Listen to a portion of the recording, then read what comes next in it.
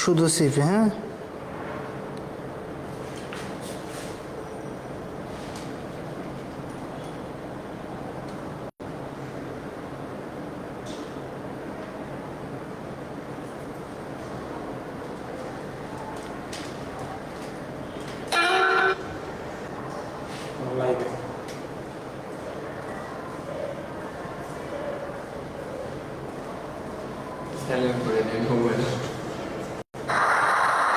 এত সাউন্ড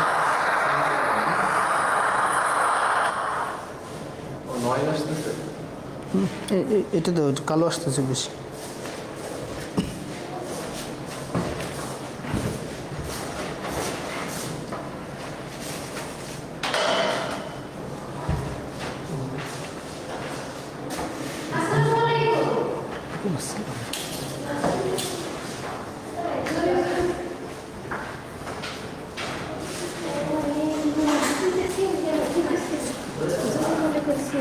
সবসময় আচ্ছা, শেষ নাকি নিতেছেন? নিয়ে শুরু করবো। এটা নিয়ে সরি ভুল হয়ে গেছে, ক্ষমা করে দিবেন।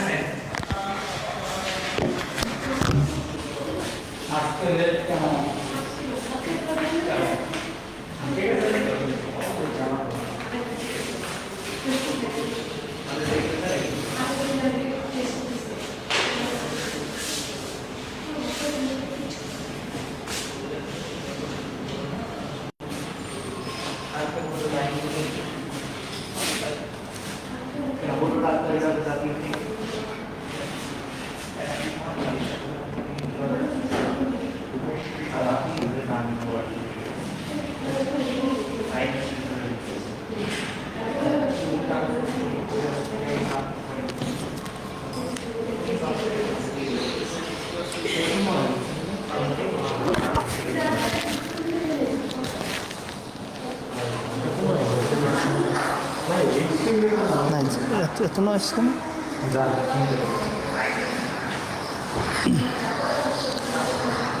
আসসালামু আলাইকুম, আশা করি তোমরা সকলেই ভালো আছো।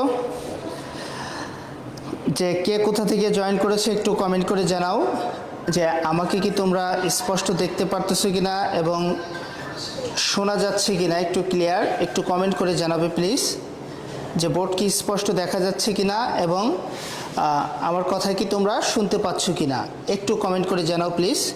আর কে কোথা থেকে তোমরা জয়েন করেছো একটু কমেন্ট করে জানাও। আমি রাকিবুল ইসলাম তুষার, আমি জয়েন করেছি ফরিদপুর থেকে। আমার বাসস্থান ফরিদপুরে, এই জন্য আমি সবসময় ফরিদপুর থেকেই তোমাদের ক্লাসে জয়েন করে থাকি। যে তোমরা একটু কমেন্ট করে জানাবে প্লিজ, যে কে কোন জায়গা থেকে তোমরা অংশগ্রহণ করছো একটু কমেন্ট করে জানাও। এবং আমরা যে তোমরা একটা কাজ করেছিলে যে গত লাস্ট ক্লাসে আমার ক্লাসের সর্বোচ্চ তোমরা শেয়ার এবং তোমরা শেয়ার করেছিলে, যার কারণে আমি বলেছিলাম যে প্রথম দিন হিসেবে আমি সর্বোচ্চ সংখ্যক অর্থাৎ সকলেই যা পুরস্কার দেয় তার থেকে দ্বিগুণ পুরস্কার আমি তোমাদের দেওয়ার ব্যবস্থা করেছি। আর আগামী দিন আমি যেটা করব সেটি হচ্ছে যে সর্বোচ্চ শেয়ার এবং মেনশনকারীকে আমি একটা বিশেষ বই উপহার দিতে চাই। আমার বইটির নাম হচ্ছে টর্পেডো। এটি হচ্ছে বাংলা, ইংরেজি এবং আইসিটির উপরে 24 ব্যাচের শিক্ষার্থীদের জন্য আমি একটি সাজেশন বুকস করেছি। এই শেষ সময়ের প্রস্তুতিতে তুমি যে তোমার পড়াশোনাকে গুছিয়ে নিতে এই বইটি তোমার জন্য কার্যকরী একটি ভূমিকা রাখতে পারে। অতএব তোমরা এই পরীক্ষায় এই ক্লাসে অর্থাৎ আজকের ক্লাসেও সর্বোচ্চ শেয়ার এবং মেনশন দানকারীকে আমি এই বইটি দিতে চাই। এবং আমি পূর্বের না যে আজকের শেয়ার এবং মেনশন যদি আমার গতদিনের মতো ছাড়িয়ে যায়, অর্থাৎ গতদিনকে তোমরা যদি ওভারকাম করতে পারো, তাহলে আমি আজকের ক্লাসের ক্ষেত্রেও আমি দ্বিগুণ পুরস্কারের ব্যবস্থা করব। তাহলে আশা করি যে তোমরা আমার কথা বুঝতে পেরেছো এবং আমার যে উদ্দেশ্য সেটা তোমরা বুঝে গিয়েছো, তাহলে তোমরা দ্রুত সর্বোচ্চ শেয়ার করতে থাকো এবং তোমার বন্ধুদেরকে মেনশন করো। ইনশাল্লাহ যে আগামী 10 তারিখের মধ্যে আমি আমার পুরস্কার যার যার হাতে পৌঁছে দেওয়ার ব্যবস্থা করব। এই বইটি হচ্ছে টর্পেডো, এটি হচ্ছে তোমার বাংলা, ইংরেজি এবং আইসিটি এই 3 বিষয়ের উপরে একটি সাজেশন মূলক একটি বই। আমি দীর্ঘ 14 বছর যাবৎ পড়াচ্ছি এবং একদল সুদক্ষ শিক্ষককে নিয়ে আমার একাডেমিক কার্যক্রম পরিচালিত হয়ে থাকে। সেই সকল মেন্টরদের সাথে আলোচনা করে এবং বিগত বোর্ড বই অর্থাৎ বোর্ড বইয়ের অথবা বোর্ড পরীক্ষার প্রশ্নগুলো বিশ্লেষণ করে এই বইটি রচিত হয়েছে।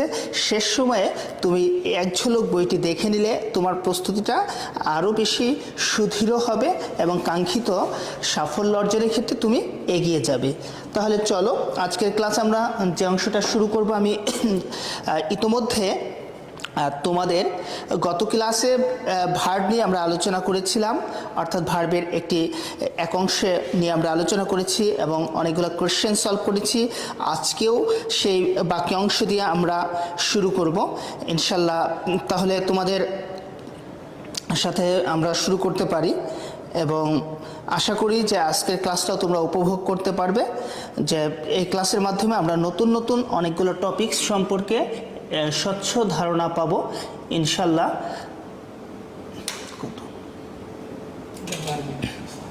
ওকে,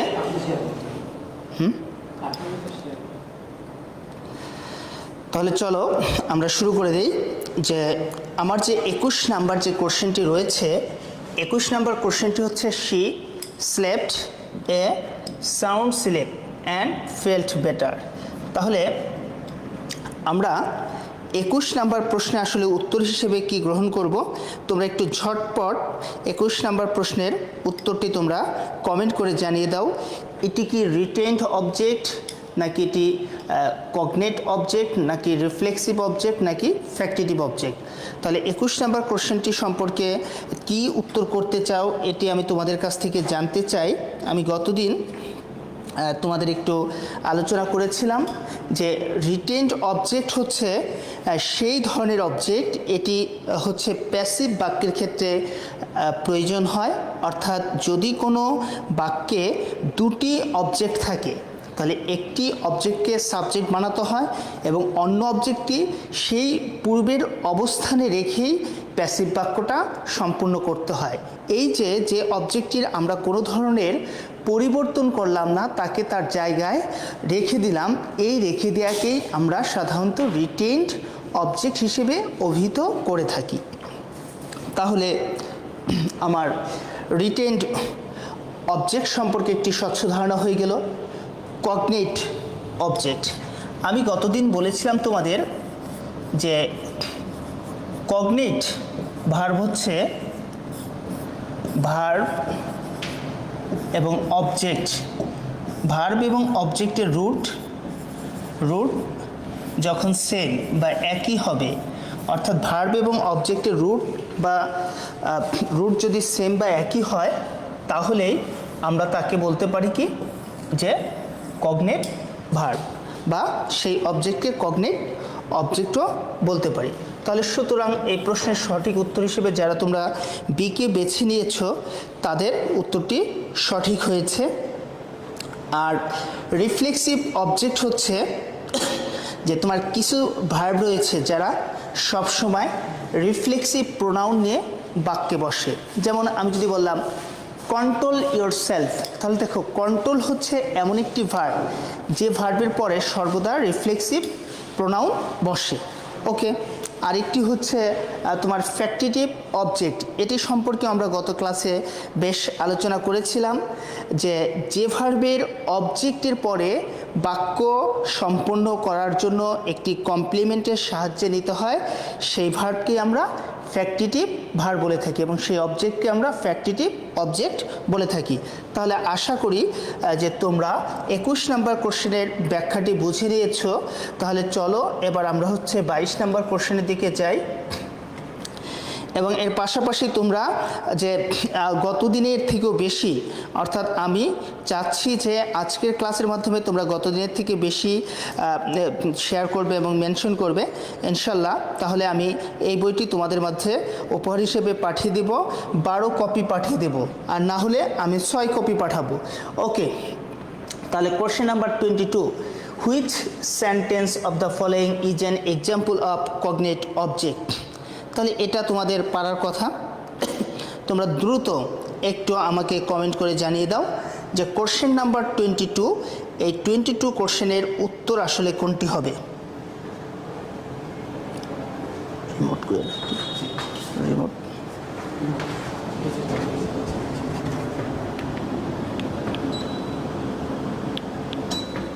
ওকে, এই রিমোটে এটা লাগবে না, তুমি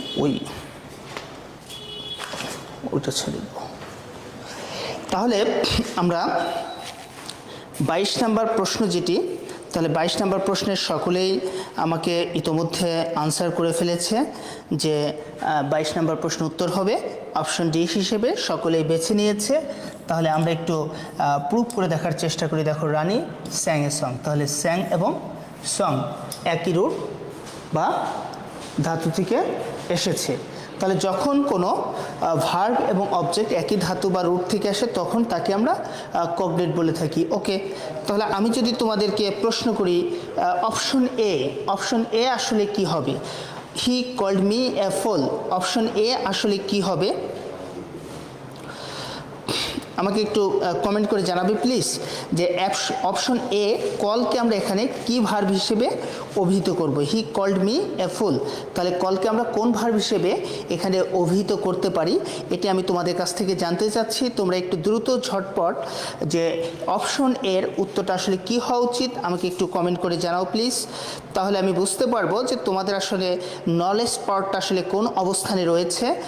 তোমরা একটু দ্রুত একটু কমেন্ট করে জানাও যে option A he called me a fool, এখানে কলকে আসলে আমরা কোন ভার্ব হিসেবে অভিহিত করতে পারি। এটি হচ্ছে তোমাদের কাছে আমার আজকে ছুড়ে দেওয়া প্রশ্ন। এই প্রশ্নের উত্তরটি তোমরা দ্রুত একটু দিতে পারো। তোমরা দ্রুত একটু যদি এই প্রশ্নের উত্তরটি দাও তাহলে আমি পরবর্তী 23 নাম্বার কোশ্চেনের দিকে চলে যাব। আশা করি তোমরা আমার কথা স্পষ্ট শুনতে এবং একই সাথে বুঝতে পারছো। যে তাহলে আমাকে একটু দ্রুত কমেন্ট করে জানাও যে হি কল্ড মি এ ফুল, এখানে কল ভার্বকে আসলে কি ভার্ব হিসেবে আমরা অভিহিত করতে পারি। দেখো, তোমরা মেইন ভার্ব প্রিন্সিপাল এটা তো আমরা জানি। দেখো, হি কল্ড মি এটা বললে কিন্তু বাক্য সম্পূর্ণ হচ্ছে না, তাহলে হি কল্ড মি এ ফুল বললে কিন্তু বাক্য সম্পূর্ণ হচ্ছে। তাহলে এটাকে আমরা আসলে ফ্যাক্টিটিভ ভার্ব বলতে পারি। আমি এটি উত্তর জানতে চেয়েছি। তোমরা প্রিন্সিপাল মেইন ভার্ব এটা তো হবে। হ্যাঁ, সানজিদা সোয়া ও সঠিক উত্তরটি দিতে পেরেছে যে ও বলতেছে factitive object. Okay, thank you. Principal verb উত্তর, কারণ আমরা তো জানি যে ফ্যাক্টিটিভ ভার্ব এটি একটি প্রিন্সিপাল ভার্বই হবে, কোনো সমস্যা নেই, কিন্তু এটা আমি আরও এক্সাক্ট অ্যান্সার জানতে চেয়েছিলাম। তাহলে যে 23 নাম্বার কোশ্চেন, এটি তো তোমরা পারবা, এটি নিয়ে আমি আর থাকতে চাচ্ছি না। আমরা এবার 24 নাম্বার কোশ্চেন যেটি রয়েছে, আমরা 24 নাম্বার কোশ্চেন এর সম্পর্কে আমরা একটু জানতে চাই যে 24 নাম্বার কোশ্চেনটা আসলে কি রয়েছে। দেখো, Gen turn down the chance to work abroad. তাহলে দেখো, আমরা জানি টার্ন ডাউন শব্দের অর্থ হচ্ছে প্রত্যাখ্যান করা। তাহলে যে বিদেশে কাজ করার যে সুযোগ পেয়েছিল জ্যান, সেটি কি করেছে? সেটি প্রত্যাখ্যান করেছে। তাহলে এই যে এখানে টার্ন ডাউন, এই টার্ন ডাউনকে আমরা আসলে কি বলবো? এটি কি phrasal verb, regular verb, linking verb নাকি ইরেগুলার ভার্ব? তোমরা একটু দ্রুত কমেন্ট করে জানাও যে এইখানে টার্ন ডাউনকে আমরা কোন ভার্ব হিসেবে অভিহিত করতে পারি। আমাদের প্রদত্ত 4টি অপশনে রয়েছে phrasal verb, regular verb, linking verb, irregular verb. তাহলে বলা হয়েছে যে Jan turn down the chance to work abroad. Okay, Sadat Hasan উনি 24 নাম্বার প্রশ্নের উত্তর হিসেবে একে বেছে নিয়েছে, ফ্রেজাল ভার্ব। ওকে, তারপর হচ্ছে আর কেউ কি তোমরা উত্তর দ্রুত একটু কমেন্ট করো, দ্রুত কমেন্ট করো। ক্লাস করার সবচেয়ে বড় পূর্বশর্ত হচ্ছে আমার সাথে ইন্টারাকশনটা তোমার ভালো করতে হবে। তুমি যদি আমার সাথে ভালো ইন্টারাকশন করতে পারো তাহলে শুধু তুমি যে ভালো শিখতে পারবা তা না, তোমার অন্য বন্ধুরাও ভালো শিখতে পারবে এবং তোমাদের কাছ থেকে আমিও নিচে কিছু নতুন শিখতে পারবো। অর্থাৎ আমাদের ক্লাসগুলো এখন হতে হবে যে শেয়ার অ্যান্ড লার্নিং, অর্থাৎ আমরা শিখতেও চাই আবার লার্নও করতে চাই। তাহলে আমি তোমাদেরকে দেখাচ্ছি, তোমরা মনে রাখবা যে ট্রানজিটিভ ভার্ব, ইনট্রানজিটিভ ভার্ব অথবা লিঙ্কিং ভার্ব, সাধারণত এই তিনটে ক্যাটাগরির ভার্ব।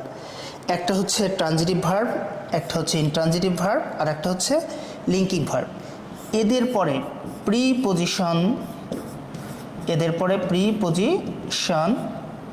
অথবা অ্যাডভার্ব যুক্ত হয়ে যদি এদের পরে প্রিপোজিশন এবং অ্যাডভার্ব যুক্ত হয়ে যদি নতুন অর্থ দেয় তবেই তাকে আমরা ফ্রেজাল ভার্ব অথবা গ্রুপ ভার্ব বলতে পারি। তাহলে আমরা কি বলতেছি যে মনে রাখবে এখন থেকে, যদি কোনো ট্রানজিটিভ ভার্ব অথবা কোনো ইনট্রানজিটিভ ভার্ব অথবা কোনো লিঙ্কিং ভার্বের পরে প্রিপোজিশন অথবা অ্যাডভার্ব যুক্ত করে যদি আমরা নতুন কোনো অর্থ সৃষ্টি করতে পারি, এই যে নতুন অর্থ সৃষ্টিকারী ভার্বকে আমরা ফ্রেজাল বা গ্রুপ ভার্ব বলে অভিহিত করতে পারি। তাহলে মনে থাকবে কি কি বললাম আমরা, যে ট্রানজিটিভ অথবা ইনট্রানজিটিভ অথবা লিঙ্কিং ভার্বের পরে প্রিপোজিশনকে যুক্ত করে অথবা অ্যাডভার্বকে যুক্ত করে যদি সেই স্বশা ভার্বের অর্থের বাইরে যে নতুন কোনো অর্থের সৃষ্টি করা হয় তাহলে সেই ভার্বকে আমরা ফ্রেজাল বা গ্রুপ ভার্ব বলে থাকি। আর ফ্রেজাল বা গ্রুপ ভার্বগুলো সাধারণত ট্রানজিটিভ ভার্ব হিসেবে চিহ্নিত করা হয়। তাহলে এই যে আমি তোমাদেরকে গতদিন বলেছিলাম যে ট্রানজিটিভ ইনট্রানজিটিভ ভার্ব এর বাইরেও, অর্থাৎ ইনট্রানজিটিভ ভার্বগুলোকে বিভিন্ন কলাকৌশলের মাধ্যমে প্রয়োগ করে আমরা ট্রানজিটিভ ভার্বে পরিণত করতে পারি। এই যে ট্রানজিটিভ ভার্বে পরিণত করার একটি কৌশল হলো গ্রুপ ভার্ব। তাহলে গ্রুপ ভার্ব কেন এত গুরুত্বপূর্ণ? কারণ হচ্ছে গ্রুপ ভার্বের আগে ভার্বটি ট্রানজিটিভ হতে পারত, ইনট্রানজিটিভ হতে পারত অথবা লিঙ্কিং হতে পারত। এরপরে প্রিপোজিশন বা অ্যাডভার্ব যোগ করে আমরা নতুন নতুন যদি অর্থ সৃষ্টি করি তাহলে এই অর্থ সৃষ্টিকারী ভার্বকেই আমরা গ্রুপ ভার্ব বলে থাকি, যেটি সাধারণত ট্রানজিটিভ ভার্ব হিসেবে পরিণত হবে। ওকে, তাহলে আশা করি তোমরা 24 নম্বর উত্তর হিসেবে যারা ফ্রেজাল ভার্ব নিয়েছিলাম, আর গ্রুপ ভার্বের আরেক নামই হচ্ছে ফ্রেজাল ভার্ব, তাহলে তাদের উত্তরটি সঠিক হয়েছে এবং আশা করি তোমরা আমার কথাটি ভালো করে বুঝতে পেরেছো। তাহলে আমরা আরও একটি ভার্ব নিয়ে আরও একটি কোশ্চেন নিয়ে আমরা আলোচনা করব। এখন কোশ্চেন নাম্বার 25 নাম্বার প্রশ্নটা তোমরা একটু দ্রুত আনসার করবা। 25 নাম্বার কোশ্চেন তোমরা একটু দ্রুত আনসার করবা। The girls look happy, here look is. তাহলে এই যে দ্য গার্লস লুক হ্যাপি, এইখানে লুককে আসলে আমরা কি বলবো, এটা হলো আমি তোমাদের কাছে জানতে চাচ্ছি। লুক ভার্বকে আমরা আসলে কি ভার্ব বলবো? দ্য গার্লস লুক হ্যাপি, এইখানে লুককে আমরা ট্রানজিটিভ ভার্ব বলবো নাকি ইনট্রানজিটিভ ভার্ব বলবো নাকি অক্সিলারি ভার্ব বলবো নাকি লিঙ্কিং ভার্ব বলবো? এটাই হলো তোমাদের কাছে আমার প্রশ্ন, যে তোমরা একটু দ্রুত কমেন্ট করে জানাও প্লিজ, যে দ্য গার্লস লুক হ্যাপি এইখানে যে তোমার লুককে আসলে কোন ভার্ব বলবো? এটি ট্রানজিটিভ ভার্ব নাকি এটি ইনট্রানজিটিভ ভার্ব নাকি এটি তোমার অক্সিলারি ভার্ব নাকি এটি লিঙ্কিং ভার্ব? এটি হচ্ছে আমাদের প্রশ্ন। ওকে, আমি কয়েকজনের কাছ থেকে ইতোমধ্যে আনসার পাওয়া শুরু করে দিয়েছি। যে আদ্রিতা মণি উনি উত্তর হিসেবে ট্রানজিটিভ ভার্ব নিয়েছে, ইস্টার জাহান জেরিন উনি উত্তর হিসেবে লিঙ্কিং ভার্ব নিয়েছে, দিবা উনি লিঙ্কিং ভার্ব নিয়েছে, মোহাম্মদ দিদার হোসেন উনি লিঙ্কিং ভার্ব নিয়েছে, প্রিয়া আক্তার উনিও লিঙ্কিং ভার্ব, মার্জিয়া রহমান উনিও লিঙ্কিং ভার্ব নিয়েছে। আচ্ছা, এই যে দেখে একজন হলেও তো আমরা ভুলটা করে ফেলেছি, যে আমরা বুঝে করি না বুঝে করি। এটার থেকে বড় কথা হচ্ছে যে আমাদের এখন থেকে কাজ হচ্ছে যা কিছু করব বুঝে শুনে করব এবং বাস্তবসম্মত কোনো জ্ঞান দিয়ে করব। দেখেন আমি আপনাকে সুন্দর করে বলি, ভার্ব হচ্ছে প্রধানত দুটি রূপ। একটি হচ্ছে ভার্ব দ্বারা যদি কোনো কাজ করা বোঝায় তাহলে সেই ভার্বকে বলবো আমরা অ্যাকশন ভার্ব। আর অ্যাকশন ভার্ব সবসময় মডিফাই করবে অ্যাডভার্বকে। আরেকটি ভার্ব হচ্ছে যে ভার্ব দ্বারা আসলে কাজ করা বোঝায় না, বরং নাউন বা প্রোনাউনের দোষ গুণ অবস্থান বোঝায়, অর্থাৎ নাউন সম্পর্কে তথ্য দেবে, সেই ভার্বকে বলা হবে লিঙ্কিং ভার্ব। আর লিঙ্কিং ভার্বের পরে যা বসবে সেটি হয়ে যাবে কমপ্লিমেন্ট। আর কমপ্লিমেন্ট হিসেবে অ্যাডজেক্টিভও বসতে পারে, আবার নাউনও বসতে পারে। তাহলে এই যদি অবস্থা হয় তাহলে আমরা একটু 25 নাম্বার কোশ্চেনটা থেকে একটু ঘুরে আসি। দ্য গার্লস লুক হ্যাপি মানে কি, মেয়েটি দেখতে কি সুখী।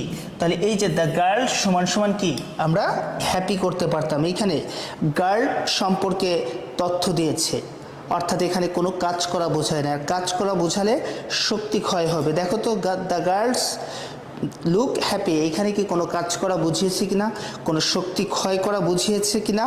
তাহলে এইখানে লুক ভার্বটিকে আমরা বলবো লিঙ্কিং ভার্ব, কারণ এ ভার্বটি দ্বারা কোনো কাজ করা বুঝায়নি, বরঞ্চ এই ভার্বটি দ্বারা নাউনের দোষ গুণ অবস্থান বুঝিয়েছে।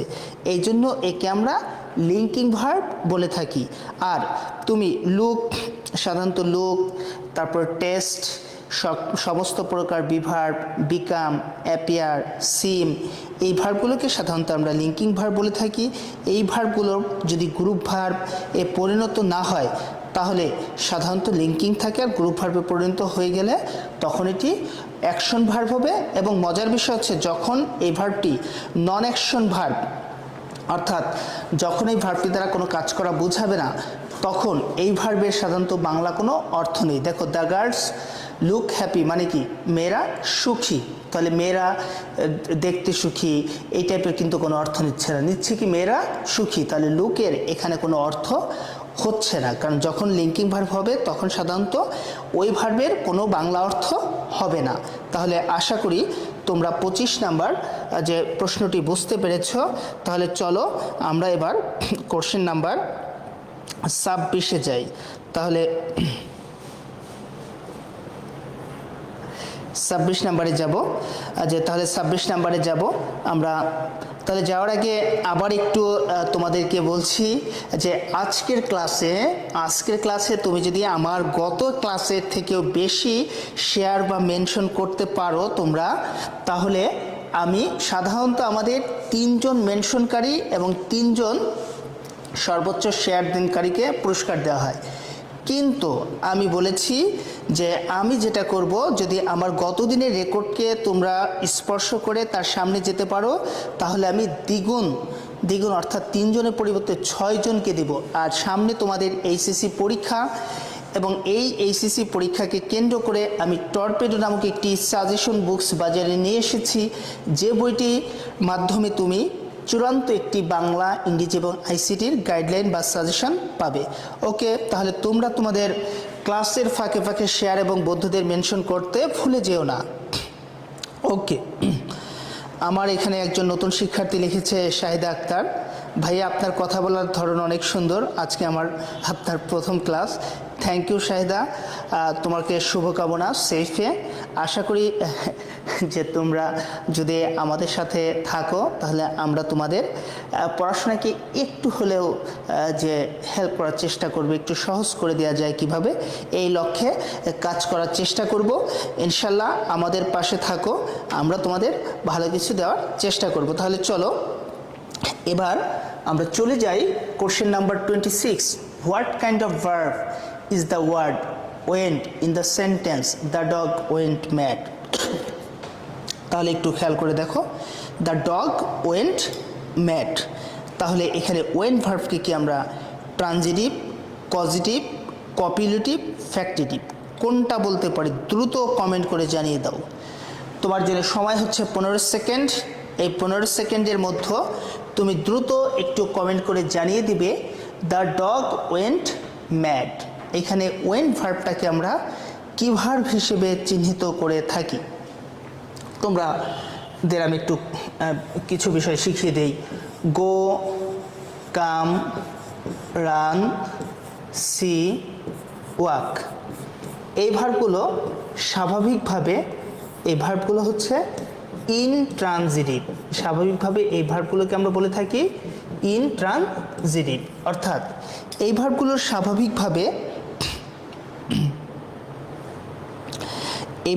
স্বাভাবিকভাবে অবজেক্ট গ্রহণ করবে না।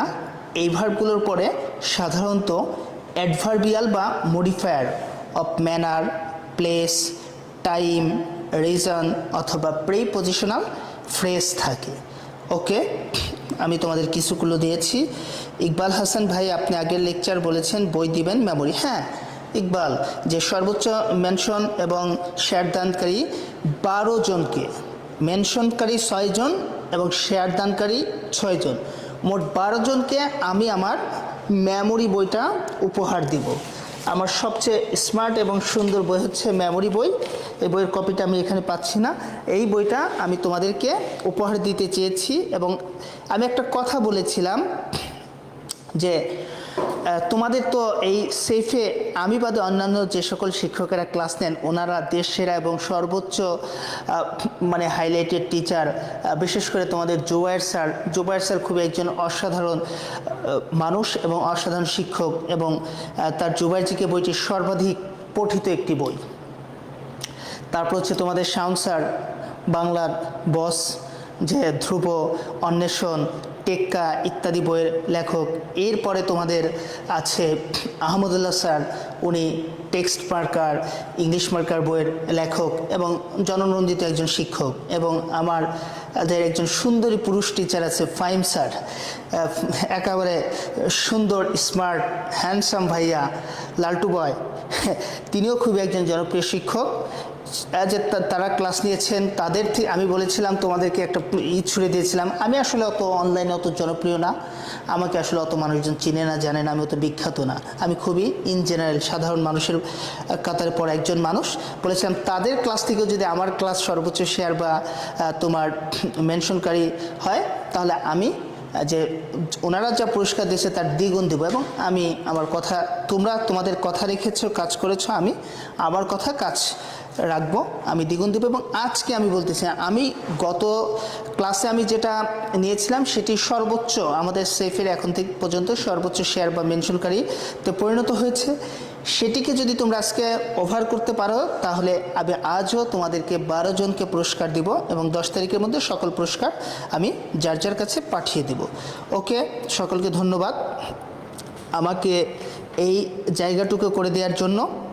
এখন চলো আমরা 26 নাম্বার কোশ্চেনের দিকে যাই।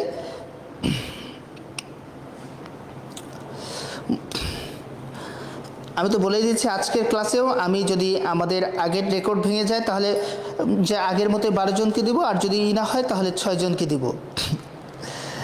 আচ্ছা, তাহলে দেখো 26 নাম্বার প্রশ্ন।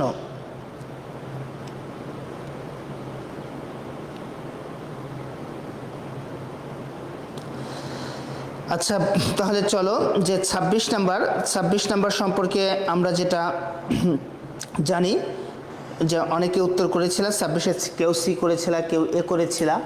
দেখো ভাইয়া, দ্য ডগ ওয়েন্ট ম্যাড, মনে রাখবা ইনট্রানজিটিভ ভার্ব, এই যে গো, কাম, রান, সি, ওয়াক, এই ইনট্রানজিটিভ ভার্বের পরে যদি কখনো কমপ্লিমেন্ট বসে, যদি কখনো ইনট্রানজিটিভ ভার্বের পরে কমপ্লিমেন্ট বসে তাহলে তখন এই ভার্বের নামটা ধারণ করে কপিউলেটিভ। যখন কোনো ইনট্রানজিটিভ ভার্বের পরে কমপ্লিমেন্ট বসবে তখন এই ভার্বটি হয়ে যাবে কপিউলেটিভ ভার্ব। দেখো তুমি বলতেছো দ্য ডগ ওয়েন্ট ম্যাড, তাহলে দ্য ডগ ওয়েন্ট ম্যাড আমরা বলতে পারি কি দ্য ডগ ওয়াজ ম্যাড। তাহলে ওয়াজটা হচ্ছে কি একটা বিভার্ব, আর বিভার্ব হচ্ছে কি এক প্রকার বিভার্ব যখন মেইন ভার্ব হিসেবে বসে তখন বিভার্বকে আমরা লিঙ্কিং ভার্ব হিসেবে অভিহিত করে থাকি। তাহলে এই লিঙ্কিং ভার্বকে অনেক গ্রামারিয়ানরা কপিলেটিভ ভার্বও বলে থাকেন। তবে আমার কাছে লিঙ্কিং আর কপিলেটিভের মধ্যে কিঞ্চিত পার্থক্য মনে হয়। যে সেটি কেমন পার্থক্য, যে ইনট্রানজিটিভ ভার্বের পরে যখন আমি কমপ্লিমেন্ট ব্যবহার বসাবো তখনই সেটি হয়ে যাবে তোমার কপিলেটিভ। দেখো এইখানে কিন্তু দেখো যে লিঙ্কিং ভার্ব উত্তর হিসেবে কিন্তু দেয় নাই, অর্থাৎ তোমার কাছে কোশ্চেনটি আরও বেশি সহজ বা ইজি করে দিয়েছে। যে তাহলে আমি তোমরা একটু ছোট করে নোট করেও নিতে পারো। ইনট্রানজিটিভ ভার্বের পরে কমপ্লিমেন্ট বসালে সেটি হয়ে যাবে কি কপিলেটিভ ভার্ব অথবা লিঙ্কিং ভার্ব। তাহলে ইনট্রানজিটিভ ভার্বের পরে যখন আমরা কি বসাবো কমপ্লিমেন্ট। কিভাবে বুঝবো কমপ্লিমেন্ট? দেখো দ্য ডগ সমান সমান ম্যাড, যে ডগ সেই হচ্ছে কি ম্যাড। যখন সাবজেক্ট এবং কমপ্লিমেন্ট যখন একই হবে, যখন সাবজেক্ট এবং ভার্বের পরে যে অংশটা বসবে তখন এটা যদি সমান হয়ে যায় তখন সেটি কমপ্লিমেন্টে পরিণত হয়ে যায়। ওকে, আশা করি তোমরা বুঝতে পেরেছো যে তাহলে তোমাদের ক্লিয়ার হয়ে যাওয়ার কথা। আমার কাছে আদ্রিতামণি ফ্যাক্টিটিভ ভার্বটা এক্সপ্লেন করেন। দেখো ফ্যাক্টিটিভ ভার্ব হচ্ছে আমি তোমাদেরকে বলেছিলাম যে ভার্বের অবজেক্ট রয়েছে, অবজেক্ট থাকা সত্ত্বেও বাক্যটি অসম্পূর্ণ অবস্থায় থাকে সেই ভার্বটিকে ফ্যাক্টিটিভ ভার্ব বলতে পারি, কারণ সেই ভার্বের পরে অবজেক্ট থাকবে আর অবজেক্টের পরে একটি কমপ্লিমেন্ট না দিলে বাক্যটি সম্পূর্ণ হয় না। তাহলে সেটা কেমন? শি কল্ড মি এ ফুল। ভালো করে লক্ষ্য করো, শি কল্ড মি এ ফুল।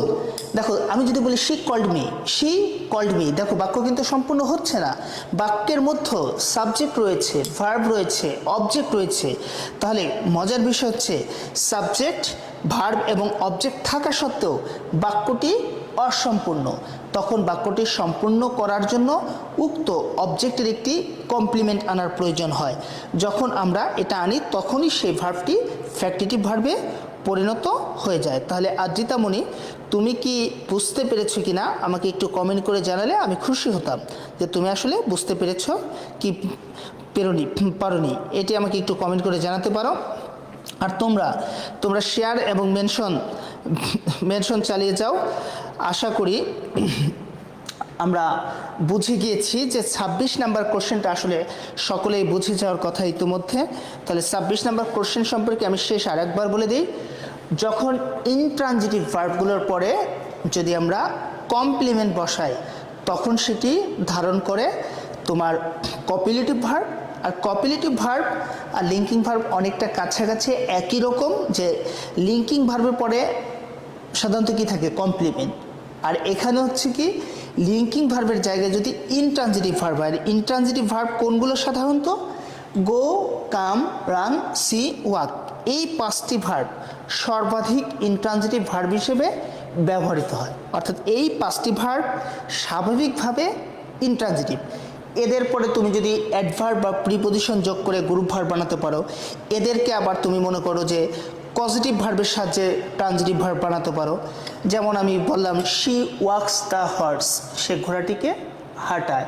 তাহলে দেখো ওয়াক দিয়ে তুমি যত ভার্ব বানাবা সব ভার্বই সাধারণত ইনট্রানজিটিভ হবে স্বাভাবিকভাবে, কিন্তু যখন তুমি পজিটিভ ভার্বে পরিণত করলা তখন আর ওয়াক ভার্বটি ইনট্রানজিটিভ রইল না, এটি ট্রানজিটিভ ভার্বে পরিণত হয়ে গেল।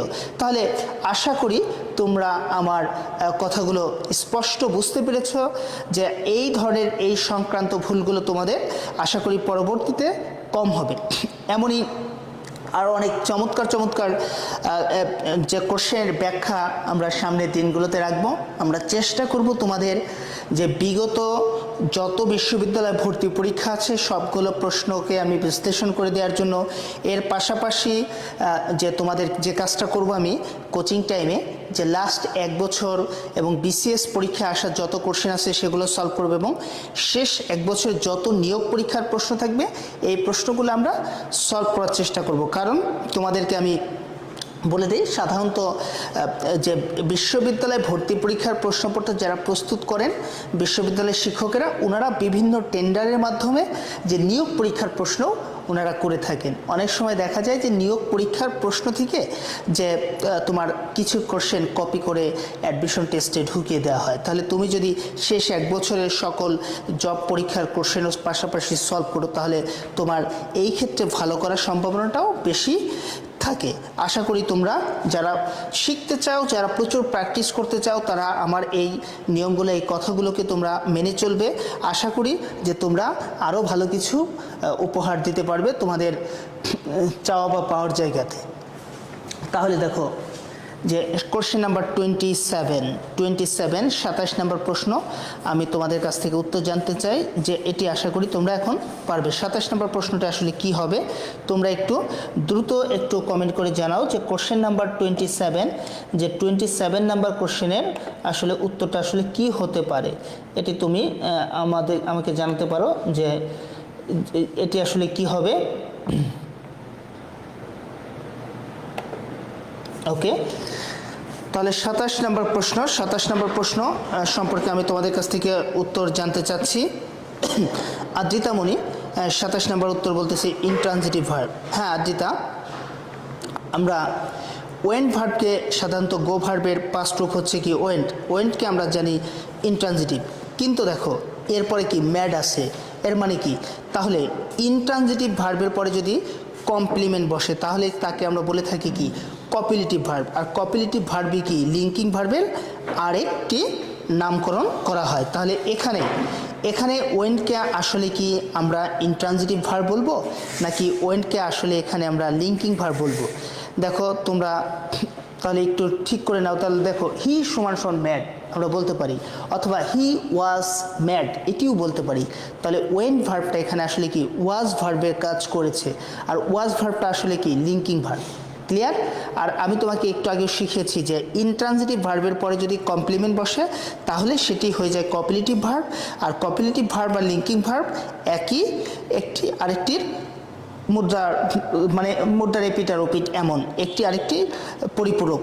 আশা করি তাহলে তোমরা বুঝতে পেরেছ যে তাহলে তোমাদের আর ভুল হবে না। তাহলে তোমরা আজকের ক্লাসটি তোমরা শেয়ার এবং মেনশন করে রাখো, যে সর্বোচ্চ শেয়ার এবং মেনশনকারীরাই কিন্তু যে আজকে পাবে হচ্ছে টর্পেডো 24, আর গত ক্লাসে যেটা আমরা করেছি সেটি দিব হচ্ছে মেমোরি বই। তাহলে আশা করি যে তোমরা তোমাদের ফ্রেন্ড এবং যে শেয়ার করে রাখতে পারো, যত বেশি শেয়ার এবং মেনশন হবে এটার উপরেই তোমরা পুরস্কারটি পাবে। তাহলে চলো এবার আমরা নতুন আরেকটি কোশ্চেন নিয়ে এসেছি। আমি এখন যে কোশ্চেনটি নিয়েছি এটি হচ্ছে ব্যারেন স্টোফেল বইয়ের 84 নম্বর প্রবলেমের পার্ট এটা নেওয়া হয়েছে। তাহলে দেখো অনেক বড় একটি question, if one is suffering from a psychosomatic illness that is a disease contributed to by mental anxiety, one may still feel very dash।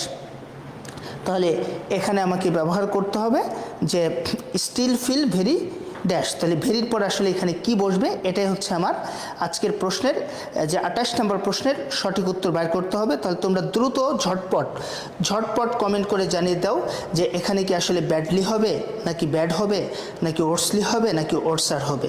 তোমরা একটু দ্রুত কমেন্ট করো এবং জানিয়ে দাও যে আসলে এই প্রশ্নের সঠিক উত্তর আসলে কি হবে। শাহেদ আহমেদ মামুন লিখেছে আসসালামু আলাইকুম। মামুন আপনাকে ওয়ালাইকুম আসসালাম, আশা করি আপনি ভালো আছেন। তাহলে আপনারা একটু দ্রুত কমেন্ট করে জানান যে আমাদের 28 নম্বর কোশ্চেনের উত্তরটা আসলে কি হবে, আপনার কনসেপ্ট আসলে কি বলে যে এই প্রশ্নের সঠিক উত্তরটি আসলে কি হওয়া উচিত। একটু ঝটপট আপনারা একটু কমেন্ট করে জানান।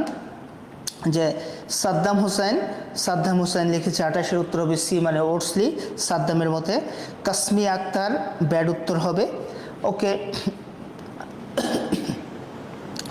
অন্যান্যরা দ্রুত আপনারা জানান। প্রিয়া আক্তার উনি উত্তর করেছে বি, ব্যাড। যে ওকে, দ্রুত কমেন্ট করুন। আর দিতামণি লিখেছেন ব্যাড। এছাড়া অন্যান্যরা দ্রুত আপনারা উত্তরটি করে ফেলুন, ঝটপট উত্তর করুন যে আসলে উত্তরটি আসলে কি হওয়া উচিত।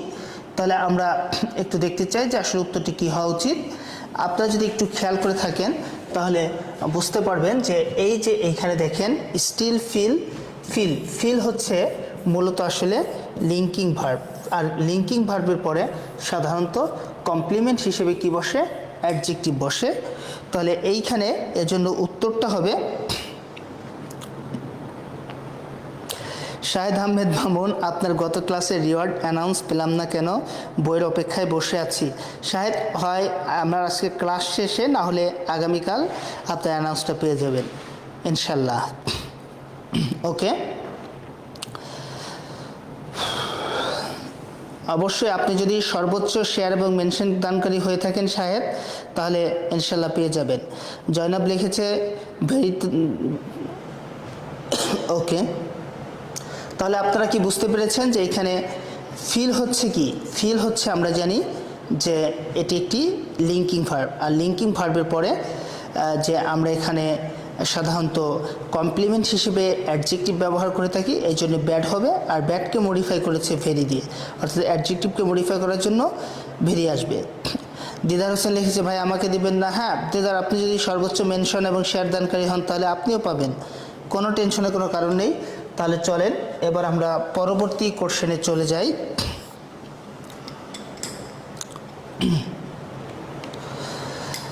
শাহেদের কনফিডেন্স আছে শাহেদ, তাহলে আশা করি আজকেও আপনি সর্বোচ্চ শেয়ার দানকারী অথবা মেনশন দানকারী হবেন। তাহলে আপনি 2টি গিফট পেয়ে যাবেন, নো টেনশন।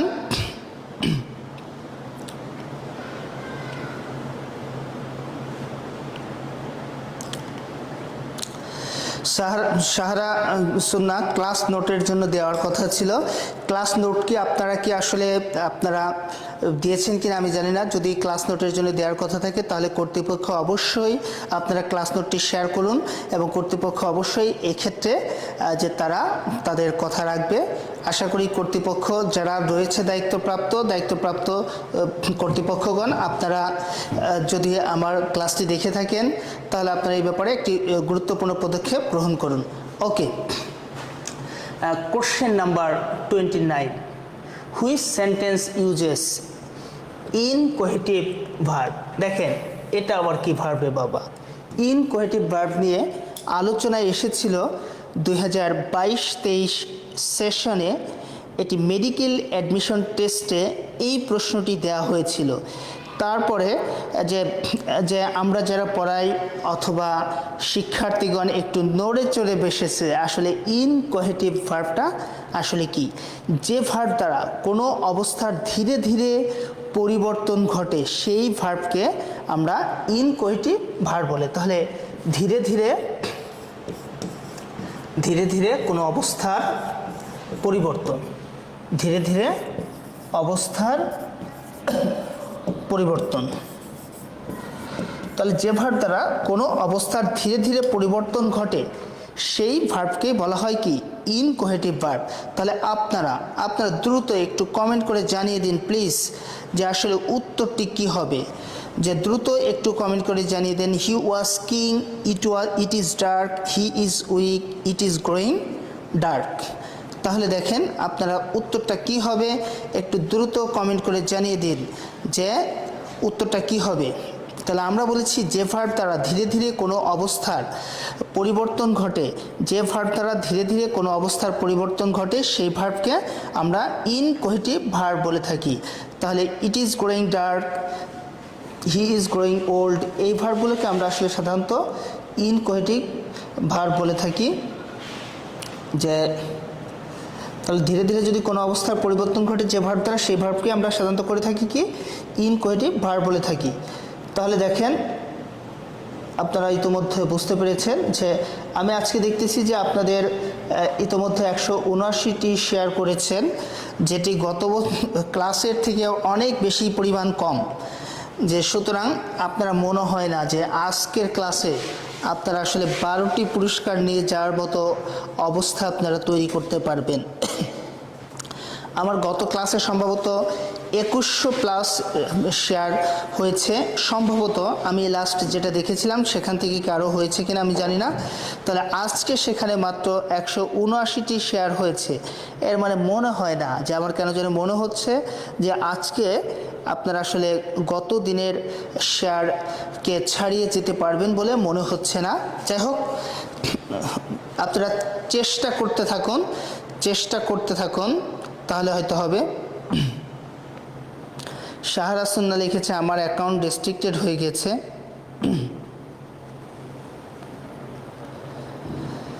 যে কোনো ভার্বের উন্নতি বা অগ্রগতি বোঝালে ইনকোয়েটিভ ভার্ব হবে। এখানে গ্রোয়িং দ্বারা একটি কন্টিনিউয়াস পরিবর্তন হচ্ছে, বোঝাচ্ছে। হ্যাঁ, ওকে। তাহলে চলেন পরবর্তী যে আমরা 30 নাম্বার কোশ্চেনটি, 30 নাম্বার যে কোশ্চেনটি রয়েছে সেই কোশ্চেনটি আমরা একটু সলভ করার চেষ্টা করি। যে এক পাশ দিয়ে আপনারা সলভিং চলবে, আরেক পাশ দিয়ে আপনারা শেয়ারিং এবং মেনশন করতে থাকবেন। তাহলে হয়তো আপনারা গত ক্লাসে যেটা শেয়ার মেনশন হয়েছে সেটিকে ছাড়িয়ে যেতে পারবেন ইনশাল্লাহ। তাহলে question number 30, which of the following can be used as a modal as well as a main verb. তাহলে নিচের কোনটি, সুমন রেজা লিখেছে ভাইয়া মেনশন 200+ হয়ে গেল আমার, বাহ। সুমন রেজা খালি আপনি মেনশনই করবেন না ভাইয়া, মাঝে মাঝে পড়াশোনাও করবেন। তাহলে এখানে বলা হয়েছে নিচের 4টি অপশনের মধ্যে, 4টি ভার্বের মধ্যে কোন ভার্বটি একই সাথে মডাল ভার্ব এবং একই সাথে মেইন ভার্ব। যে আমি কয়েকজনের কাছ থেকে উত্তর পেয়েছি যে নিড এবং কুড, একজন কাসমিয়া আক্তার উনি কুড অ্যান্সার করেছেন, আর বাকি যারা উত্তর করেছেন সবাই নিড করেছেন। তাহলে দেখেন নিড এবং ডেয়ার সাধারণত সেমি মডাল বলা হয়। এই নিডের পরে সাধারণত নট যোগ ভার্ব ওয়ান। দেখেন নিডের পরে নট থাকলে নিডটা হচ্ছে মডাল ভার্ব। আবার বাক্যে নিড নিজেই মেইন ভার্ব। নিডের পূর্বে যদি তোমার নট থাকে তাহলেও কিন্তু নিড হচ্ছে মেইন ভার্ব। ভালো করে খেয়াল করো, নিডের পূর্বে যদি তোমার নট থাকে তাহলেও সেক্ষেত্রে নিডটা হচ্ছে কি মেইন ভার্ব। আর নিডের পরে যদি নট বা নেগেটিভ অ্যাডভার্ব আসে তখন নিডটা হয়ে যাবে মডাল ভার্ব। তাহলে আশা করি বুঝতে পেরেছেন যে এইখানে 4টে অপশনের মধ্যে নিডকে আমরা সেমি মডাল বলে থাকি, এবং নিড হচ্ছে এমন ভার্ব যে ভার্বের পরে যে ভার্বটি বাক্যে মেইন ভার্ব হিসেবে বসতে পারে, আবার মডাল ভার্ব হিসেবে বসতে পারে। তানভীর রহমান সুমন ভাই আবার ঢাকায় আসবেন কবে? তানভীর, আমি আগামী শনিবারে ঢাকায় আসব, শনিবার রাতে হয়তো ঢাকায় আসব ইনশাল্লাহ। আগামী সপ্তাহ পুরোটাই হয়তো আমাকে ঢাকায় থাকতে হবে। ওকে। শাহেদ আহমেদ মামুন লিখেছে নিড প্লাস নট সমান সমান ভার্ব ওয়ান মেইন ভার্ব। না, ভার্ব ওয়ান, হ্যাঁ ঠিক আছে, verb one. Need plus not সমান সমান ভার্ব ওয়ান না, নিড প্লাস নট যোগ verb one, need plus not যোগ ভার্ব ওয়ান। এখানে নিডটা হচ্ছে মডেল ভার্ব আর ওই ভার্ব ওয়ানটা হচ্ছে মেইন ভার্ব।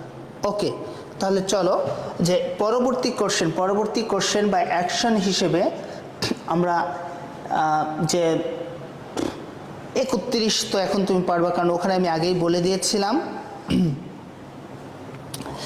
যে তোমার নিড এবং ডেয়ার এ দুটিকে সাধারণত মডাল এবং মেইন ভার্ব হিসেবে ব্যবহার করা হয়ে থাকে। তাহলে আশা করি বুঝতে পেরেছো তোমরা। তাহলে 31 নাম্বার কোশ্চেন এর উত্তর আর লাগবে না, 31 নাম্বার কোশ্চেন তোমরা অটো পারবে।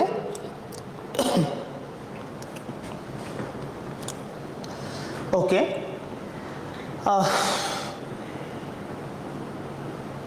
32 তোমরা পারবে, কারণ 32 দেখো নিডের পরে নট আছে। তাহলে 32 নাম্বারটা আসলে কি হবে? 32 নাম্বার কোশ্চেন তোমরা একটু ঝটপট 32 নাম্বার কোশ্চেনটা একটু ঝটপট তোমরা একটু 32 নাম্বার প্রশ্নটা আনসারটা করে ফেলো, যে 32 নাম্বার প্রশ্নের উত্তরটা আসলে সঠিক কি হবে। যে Karim need not think of a job, তাহলে এইখানে here need is a dash verb. তাহলে নিডকে এখানে আসলে কি ভার্ব বলবো? প্রিন্সিপাল ভার্ব বলবো, ফাইনিট ভার্ব বলবো, নাকি ফুল ভার্ব বলবো, নাকি মডাল ভার্ব বলবো? আমরা একটু আগেই দেখে এসেছি নিড এবং ডেয়ারের পরে নট থাকলে তখন নিড এবং ডেয়ারটা হয়ে যায় তোমার মডাল ভার্ব। তাহলে এবার 33 number question, quick action 33, question number 33।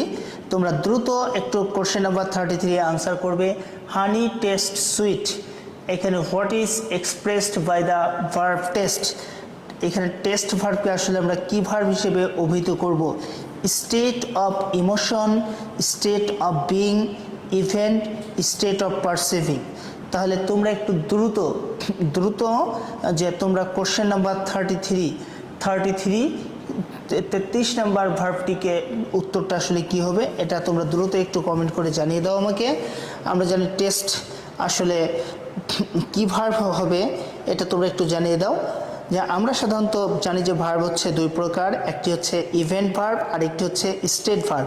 আর স্টেট ভার্বের হচ্ছে আবার ইভেন্ট ভার্ব যেটি সেটি মূলত হচ্ছে কি অ্যাকশন ভার্ব। ইভেন্ট ভার্ব যেটি সেটিকে আমরা বলে থাকি অ্যাকশন, অর্থাৎ যে ভার্ব দ্বারা কোনো কাজ করা বুঝিয়ে থাকে সেই ভার্বকে আমরা সাধারণত অ্যাকশন ভার্ব হিসেবে চিহ্নিত করে থাকি। আর যে ভার্ব দ্বারা আসলে কাজ করা না বুঝিয়ে বরং নাউন বা প্রোনাউনের দোষগুণ অবস্থা বোঝায় সেই ভার্বকে আমরা সাধারণত যে তোমার হচ্ছে লিঙ্কিং ভার্ব বা স্টেট ভার্ব বলে থাকি। আর স্টেট বা লিঙ্কিং ভার্বের স্টেট বা লিঙ্কিং ভার্বকে আসলে আমরা আবার 4টি ক্যাটাগরিতে ভাগ করে থাকি।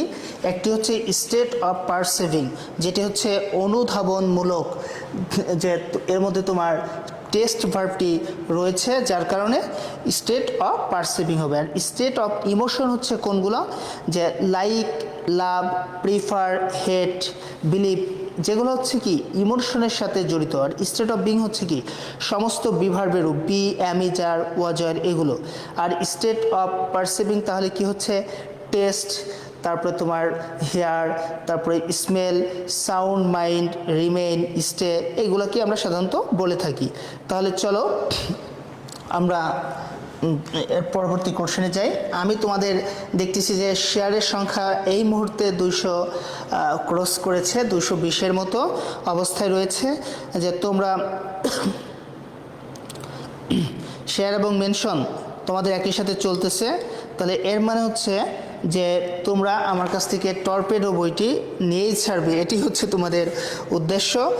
যদি তোমরা টর্পেডো বইটি নিতে চাও, টর্পেডো তো পাবেই। এখন সর্বোচ্চ সংখ্যককে আমি শিক্ষার্থীকে আমি টর্পেডো বইটি দিতে চাই। দেখো খুবই একটি হ্যান্ডসাম এবং স্মার্ট একটি বই। এই বইটি আসলে যারা 2024 ব্যাচের শিক্ষার্থী তাদের জন্য করা হয়েছে, কারণ শেষ সময়ের প্রস্তুতিকে ঝালিয়ে নেওয়ার সর্বশেষ কাজ হচ্ছে এই বইটি তোমাদের জন্য বেশ হেল্পফুল হতে পারে। ওকে, যে শাহেদ আহমেদ মামুন লিখেছে এগুলো গ্রুপ ভার্ব নাকি? না ভাই, গ্রুপ ভার্ব হলো কোনো ইনট্রানজিটিভ অথবা কোনো লিঙ্কিং অথবা কোনো ট্রানজিটিভ ভার্বের পরে তুমি প্রিপোজিশন অথবা অ্যাডভার্ব যোগ করে যদি নতুন কোনো অর্থ সৃষ্টি করতে পারো যে ভার্ব দ্বারা, সেই ভার্বকে আমরা গ্রুপ ভার্ব বলে থাকি। তাহলে ওকে, এবার পরবর্তী নাম্বার কোশ্চেনে চলে যাব। 34 নাম্বার কোশ্চেন, যেটি আমাদের বলা হয়েছে event verbs are used in progressive form, non progressive form, both, none. মনে রাখবা স্টেট ভার্ব, যে ভার্ব দ্বারা কোনো কাজ করা বোঝে না সেই ভার্বকে বলা হয় কি স্টেট ভার্ব। আর ইভেন্ট ভার্ব হচ্ছে কি যে ভার্ব দ্বারা কোনো কাজ করা বোঝায়। তাহলে এই যদি অবস্থা হয় তাহলে স্টেট ভার্ব কখনোই কন্টিনিউয়াস টেন্স হবে না। যেমন দেখো আই বিলিভ ইউ, এটি হচ্ছে প্রেজেন্ট ইনডিফিনাইট টেন্স, কিন্তু আমি যদি বলি আই বিলিভ ইউ নাও, তাহলে এটি হয়ে যাবে প্রেজেন্ট কন্টিনিউয়াস। কারণ বিলিভ হচ্ছে কি একটি স্টেট ভার্ব, অর্থাৎ আই এম বিলিভিং ইউ নাও এটা করতে পারবো না, কারণ স্টেট ভার্বকে কখনোই কন্টিনিউয়াস করা যায় না। যেমন they understand the problem now, এটি করলেই তোমার হয়ে যাবে কি যে কন্টিনিউয়াস। কিন্তু আমি যদি করি দে আর আন্ডারস্ট্যান্ডিং দ্য প্রবলেম নাও, এটি করার প্রয়োজন নেই, কারণ আন্ডারস্ট্যান্ড এটি হচ্ছে একটি স্টেট ভার্ব। স্টেট ভার্বকে সাধারণত কন্টিনিউয়াস টেন্স করা যাবে না। করা যাবে যদি সেটি অ্যাকশন ভার্বে পরিণত হয়, অর্থাৎ এই ভার্বটি দ্বারা যখন কাজ করা বোঝাবে তখন করা যাবে, আর কাজ করা যখন না বোঝাবে তখন করা যাবে না। আর ইভেন্ট ভার্ব হচ্ছে ঘটনাধর্মী ভার্ব, অর্থাৎ অ্যাকশন বেসড ভার্ব। তাহলে ইভেন্ট ভার্ব কি তোমার কন্টিনিউয়াস হতে পারে, আবার কি যে নন কন্টিনিউয়াসও হতে পারে। যে তাহলে উত্তর হিসেবে আমরা আসলে কি নিতে পারি যে ইভেন্ট ভার্বটা আসলে কি থাকতে পারে, প্রেজেন্ট ইনডিফিনাইটও হতে পারে, প্রেজেন্ট কন্টিনিউয়াসও হতে পারে। যে তাহলে তোমরা ইভেন্ট ভার্ব সম্পর্কে তোমাদের স্বচ্ছ ধারণা তোমরা পেয়েছো কিনা। যে অদ্রিতামণি তুমি মনে রাখবা ভাইয়া, স্টেট ভার্ব যেটা সেটি শুধুমাত্র নন প্রোগ্রেসিভ ফর্ম, আর ইভেন্ট ভার্ব যেটি সেটি প্রোগ্রেসিভও হতে পারে আবার নন প্রোগ্রেসিভও হতে পারে। তাহলে আশা করি যে তোমরা এই ভুলটি আর তোমাদের হবে না।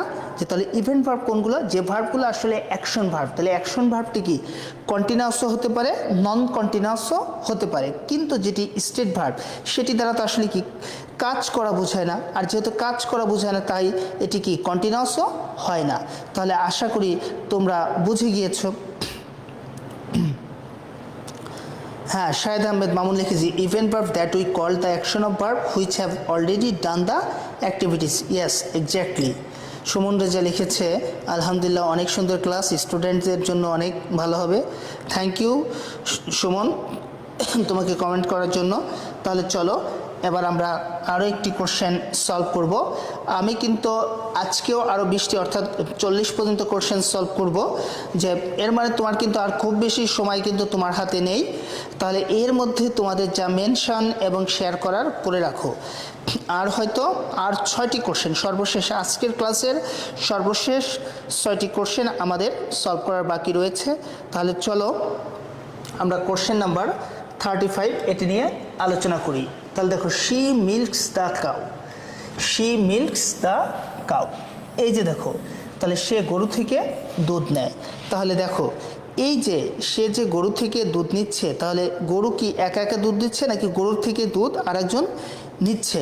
তাহলে এটাকে আমরা বলে থাকি সাধারণত কি পজিটিভ ভার্ব, এটাকে বলে থাকি কি পজিটিভ। অর্থাৎ দেখো, তাহলে সে কি নিচ্ছে, সে দুধ নিচ্ছে। কি থেকে দুধ নেয়? গরু থেকে দুধ নেয়। তাহলে এইখানে দেখো শি মিল্কস দ্য কাউ। তাহলে এই যে এই ভার্বটি যে পজিটিভ ভার্বে পরিণত হলো, আর পজিটিভ ভার্বে পরিণত হওয়ার সাথে সাথে উক্ত ভার্বটি ট্রানজিটিভ ভার্বে পরিণত হয়ে গিয়েছে।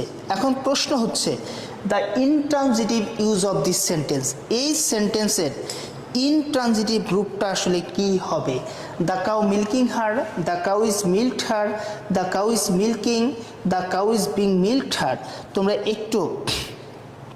একটু কমেন্ট করে দ্রুত একটু আমাকে জানাতে পারো যে এই যে ভার্বটি পজিটিভ ভার্বে আমরা পরিণত করে উক্ত ইনট্রানজিটিভ ভার্বটিকে আমরা ট্রানজিটিভ ভার্বে পরিণত করে নিয়েছি, এটা আসলে কিভাবে করলাম?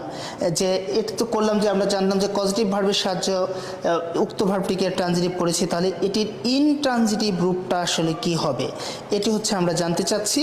আমি ইতোমধ্যে কয়েকজনের কাছ থেকে উত্তর পেয়ে গিয়েছি, বাকিরা তোমরা একটু দ্রুত ঝটপট একটু কমেন্ট করে জানাও। যেমন দিয়া দিবা, রাফিন, ইসরাত জাহান, জেরিন, প্রিয়া আক্তার, ওনারা সকলেই বলতেছেন, আদ্রিতামণি, ওনারা সকলেই বলতেছেন যে উত্তরটি হবে অপশন সি। তাহলে আমরা কি বাকিরা যারা এখনো কমেন্ট করেনি, তোমরা শাহেদ আহমেদ মামুন উনি করেছে দ্য কাউ ইজ মিল্কিং। হ্যাঁ, ইয়েস, এক্স্যাক্টলি। তাহলে এটি হচ্ছে দ্য কাউ ইজ মিল্কিং। দেখেন, আমি যখন ট্রানজিটিভ আর ইনট্রানজিটিভ ভার্বের পার্থক্য শিখাই, ইনট্রানজিটিভ ভার্ব চেনার 6টি বৈশিষ্ট্য আমি গত ক্লাসে বলেছিলাম। 1 নম্বর বৈশিষ্ট্য বলেছি, ইনট্রানজিটিভ ভার্বের পরে অবজেক্ট থাকবে না। ইনট্রানজিটিভ ভার্বের পরে অবজেক্ট থাকে না। ইনট্রানজিটিভ ভার্বের পরে আর কিছু নাও বসতে পারে, মানে কি ফাঁকা থাকতে পারে। ইনট্রানজিটিভ ভার্বের পরে ক্লজ মার্কার বসতে পারে। ইনট্রানজিটিভ ভার্বের পরে প্রিপজিশনাল ফ্রেজ বসতে পারে। ইনট্রানজিটিভ ভার্বের পরে এমপিটিআর, ম্যানার, প্লেস, টাইম বা অ্যাডভার্বিয়াল বসতে পারে। আর সর্বশেষ হচ্ছে ইনট্রানজিটিভ ভার্বকে সাধারণত প্যাসিভ ভার্বে পরিণত করা, প্যাসিভ ভয়েসে পরিণত করা যায় না। এই 6টি পয়েন্ট যারা মনে রাখবেন তাদের কখনোই এ ধরনের যত কোশ্চেন তাদেরকে সলভ করতে দেওয়া হবে সেই কোনো কোশ্চেনই তাদের ভুল হবে না। এবার দেখেন, এই যে ইনট্রানজিটিভ ভার্বের বৈশিষ্ট্যগুলো জানলাম, এই ইনট্রানজিটিভ ভার্বগুলোকে আপনি বিভিন্ন পদ্ধতিতে আপনি ট্রানজিটিভ ভার্বে পরিণত করতে পারেন। অর্থাৎ কখনো কজেটিভ ভার্বের সাহায্য, কখনো আপনি গ্রুপ ভার্বের সাহায্য, কখনো কগনেট ভার্বের সাহায্য। আশা করি বুঝতে পেরেছেন। সুমন রেজা উনি আমাকে একটা কমেন্ট করেছে, স্যার আমার বাসা কুষ্টিয়াতে ইংলিশ সাবজেক্ট নিয়ে অনেক স্টুডেন্টস ভয়ে থাকে, স্যার আপনি আমাদের পাশে থাকেন, কুষ্টিয়ার স্টুডেন্ট থাকে। থ্যাঙ্কস। অবশ্যই সুমন রেজা আমার কুষ্টিয়া থেকেও প্রত্যেক বছর অনেক শিক্ষার্থী অফলাইনে পড়ার জন্য আমার শহর অর্থাৎ আমার কোচিংয়ে ভর্তি হয় এবং বেশ একটা বড় পরিমাণ শিক্ষার্থীও পাবলিক ইউনিভার্সিটিতে এখান থেকে চান্স পায়। বিশেষ করে আমি কুষ্টিয়া অঞ্চল থেকে আমি কেন যেন সেকেন্ড টাইমার স্টুডেন্টস বেশি পাই। ওরা এসে বলে স্যার ওখানে যে সকল কোচিং রয়েছে এই কোচিংগুলো থেকে আমি প্রথম বছরে ওনাদের দ্বারা মোটিভেটেড হয়ে ভর্তি হয়েছি, কিন্তু আসলে আমি চান্সটা পাইনি, আমার ভালো হয়নি। আমি এমন অনেক শিক্ষার্থী পেয়েছি যে ফার্স্ট টাইমে ধরো তারা কোথাও পাসই করতে পারে না, অথচ সেকেন্ড টাইমে তারা টপ 120, 200 এইরকম রেজাল্ট কিন্তু ওরা করে থাকে। আর এবছর যেহেতু আমাদের সেফ অনলাইন প্ল্যাটফর্ম তোমাদের জন্য বাজারে এসেছে, আশা করি যে যারা অনেকেই তোমরা কুষ্টিয়াতে থেকেও তোমরা ভালো প্রস্তুতি পেতে পারো আমাদের সংস্পর্শে এসে। এছাড়াও যারা পড়াচ্ছেন ইনশাল্লাহ ওনারাও ওখানে ভালো পড়ান, ভালো করেন। আশা করি সব কিছুই তোমরা যদি ঠিকঠাক মতো চলো ভালো কিছুই পাবে ইনশাল্লাহ।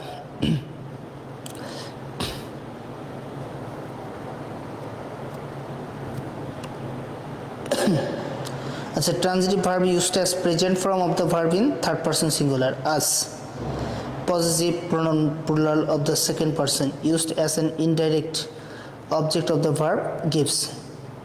Okay, আমি শাহেদ আহমেদ মামুন, তোমার কমেন্ট আমি বুঝতে পারিনি, তুমি আরেকটু খোলাসা করে বললে আমার একটু সুবিধা হবে।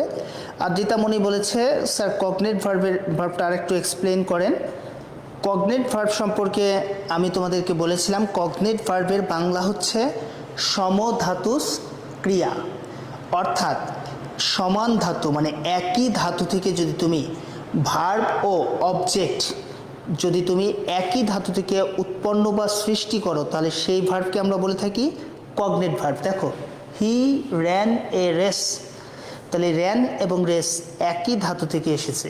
She slept a sound sleep, তাহলে দেখো স্লেপ্ট এবং সাউন্ড স্লিপ দুটো ভার্বই, একটি ভার্ব এবং একটি অবজেক্ট এর রুট বা মূল, একটি ভার্ব ও একটি অবজেক্টের রুট বা মূল, ভার্ব ও অবজেক্টের রুট বা মূল সেম যখন হবে তখন সেই ভার্বটিকে আমরা বলে থাকি যে তোমার কগনেট ভার্ব হিসেবে অভিহিত করে থাকি।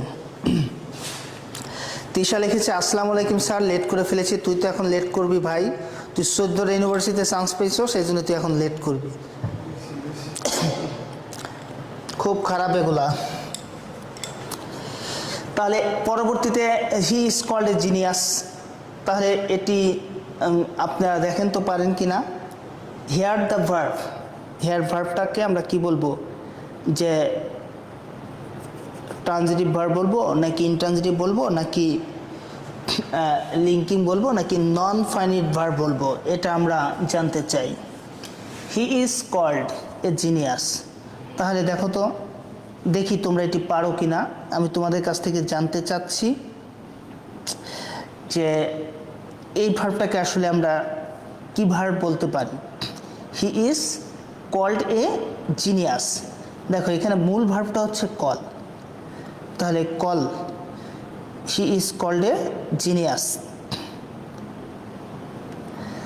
সাকিব আল মাহমুদ, সে ভাইয়া ক্লাস শেষ হওয়ার পরে শেয়ার করলে কি কাউন্ট হবে? হ্যাঁ কাউন্ট হবে।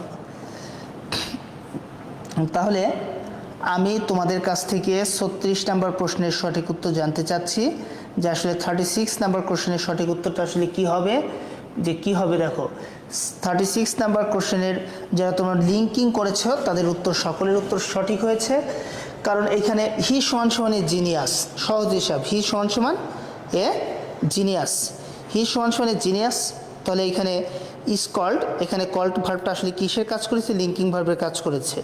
ওকে, শাহেদ আহমেদ মামুন লিখেছে স্যার আমি বলতে চাচ্ছি যে পার্সন ভেদে এখানে কি কোনো ইফেক্ট আছে বিটুইন ট্রানজিটিভ আর ইনট্রানজিটিভ? না, ওইরকম কোনো ইফেক্ট নাই, কোনো সমস্যা নেই, কারণ তুমি পার্সনের সাথে তো যে কোনো, দেখো আই ট্রাইস এটা বললে তোমার হয়ে যাচ্ছে কি ভার্বটা ট্রানজিটিভ, বাট যখন বলবা আই ইট তখন ইট ভার্বটা হয়ে যাচ্ছে ইনট্রানজিটিভ। তাহলে এখানে পার্সনের কোনো সমস্যা নেই, যে পার্সনের কারণে তোমার ট্রানজিটিভ হবে নাকি ইনট্রানজিটিভ হবে এটা নির্ভর করবে না। যে তুমি যখন বলতেছো আই ইট রাইস, তখন ইট ভার্বটা ট্রানজিটিভ ভার্ব হচ্ছে, কারণ এরপরে অবজেক্ট আছে। আর যখন বলতেছো আই ইট, ইটের পরে কোনো অবজেক্ট নাই, তাহলে ইট ভার্বটা আসলে কি ইনট্রানজিটিভ। তাহলে এখানে পার্সন তো সেম রয়েছে, অর্থাৎ এখানে পার্সনের কোনো প্রভাব নেই। আশা করি তোমরা বুঝতে পেরেছ।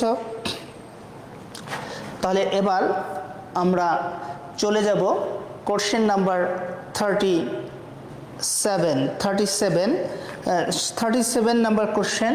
দেখো, what is the verb from of the word woman. তাহলে ওমেনের ভার্বটা আসলে কি হবে এটা আমাদের কাছে জানতে চাওয়া হয়েছে। ওমেনের ভার্বটাকে আমরা কিভাবে করতে পারি, অর্থাৎ এইখানে আমরা সাফিক্স বা প্রিফিক্সের সাহায্যে আমরা ভার্বে পরিণত করে থাকি, তাহলে সেটা জানতে চাওয়া হয়েছে। ওমেনকে আসলে আমরা কিভাবে ভার্বে পরিণত করতে পারি, এটা হলো তোমাদের কাছে আমরা জানতে চেয়েছি। তাহলে তোমরা একটু ঝটপট তোমরা একটু আমাকে কমেন্ট করে জানিয়ে যাও যে আসলে এটির উত্তরটা কি হবে।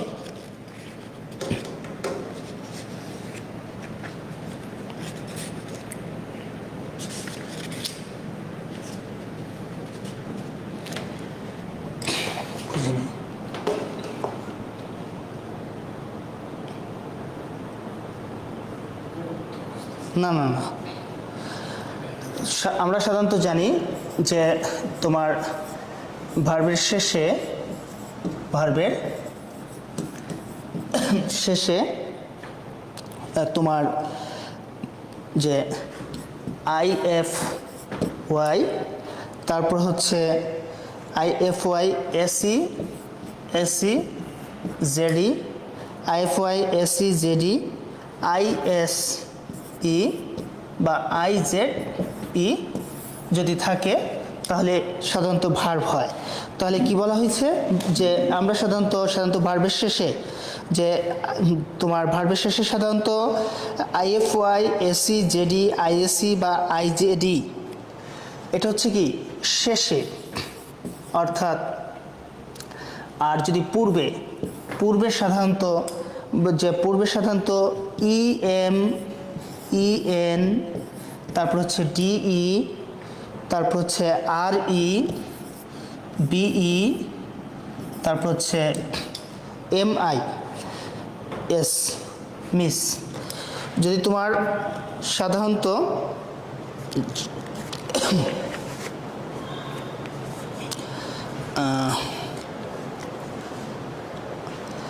সাধারণত ভার্বের যে পূর্বে প্রিফিক্স হিসেবে তোমার E M D E B E N R E M I S, এই প্রিফিক্সগুলো যদি তুমি যে কোনো শব্দের পূর্বে সাধারণত এভাবে যদি যোগ করো তাহলে তোমার সেটি হয়ে যাবে কি ভার্ব হয়ে যাবে, ভার্ব। তাহলে যেমন দেখো এনশিওর, দেখো শিওর হচ্ছে কি একটা অ্যাডজেক্টিভ, তাহলে এনশিওর। তারপর আমরা যদি বলি ডিলাইট, তাহলে ডিলাইটকে আমরা কি হিসেবে বলতে পারি, ভার্ব হিসেবে বলতে পারি। তেমনইভাবে বিউটিকে আমরা যদি বলি বিউটিফাই, তাহলে উম্যান। তেমনইভাবে এখানে আমাকে জানতে চাওয়া হয়েছে what is the verb from of the word woman. তাহলে ওম্যানের ভার্বটা আসলে কি হবে। তোমরা ইতিমধ্যে অনেকেই উত্তর করেছ, ওম্যানের ভার্ব ওমেনাইজ হবে। ওকে, ও সাকিব আল মাহমুদ লিখেছে শেয়ার করতে আইডি রেস্ট্রিক্টেড হয়ে গেছে।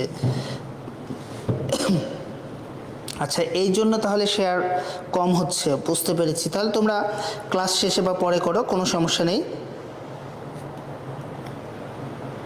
ওকে, তাহলে আমরা 37 নম্বর প্রশ্ন, শুধু 37 নম্বরের উত্তর শিখতে চেয়েছি, বিষয়টা এমন না।